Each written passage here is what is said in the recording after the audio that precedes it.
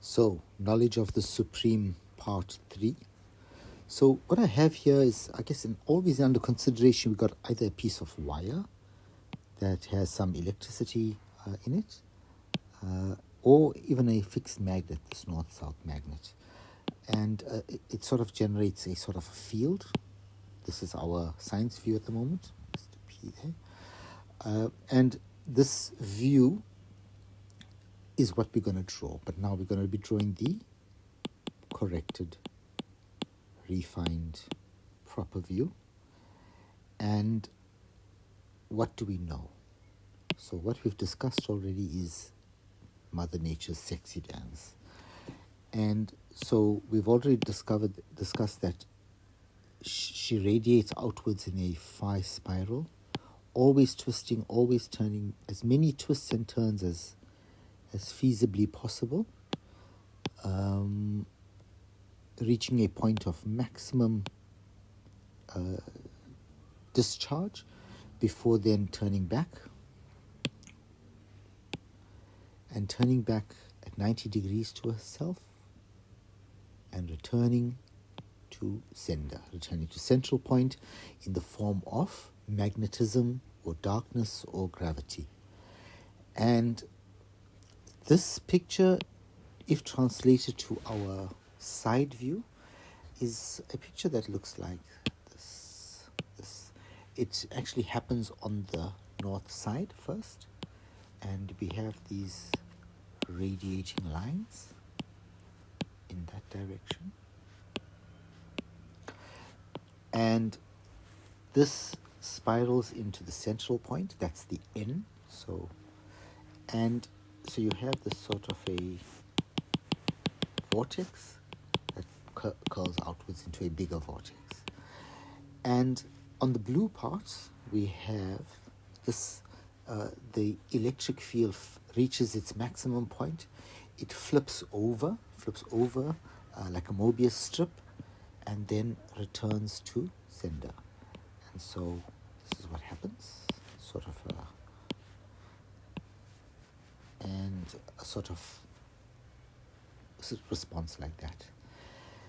Now, as I said, this is only half the picture. First, you'll understand that these lines, the way they're set up, structurally unstable. You need a sort of a crisscrossing of the wireframe for it to introduce stability into the picture. So what happens is, as this is formed, simultaneously as the yellow outputs on the north side, there's a yellow that exits on the south side.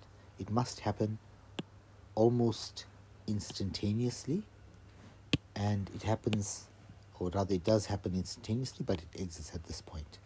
And what happens there is you get a picture that looks like this. Let's put it together. On the south pole, all happening simultaneously. I'm unable to draw it simultaneously, but this is what happens. Again, this is looking from the north view down into the south view. We're never looking up the south view, sort of up its bum. We're not doing that. We're looking at top down. And we have the sexy spiral. This is almost the opposite direction to the blue lines. It must be. And reaching the point of impotence, it then flips over, coming back as gravitation. And this then is the second part of the view. So the north out, the south out, sorry. And how this looks is that we have yellow lines crisscrossing. Actually, they come out this way. They spiral in this direction, whereas it then flips over at the equator, at the dielectric plane, and then flips over into that style, and then creates a spiral going down there. So you have this beautiful crisscrossing of fields,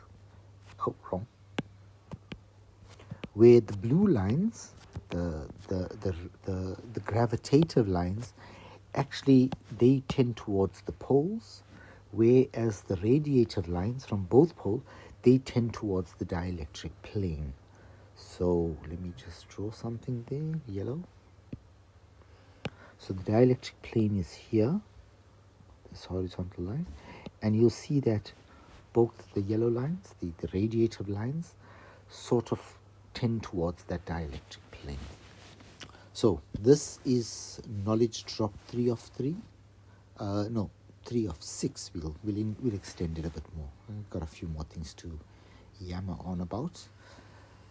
But this is the full view of the field.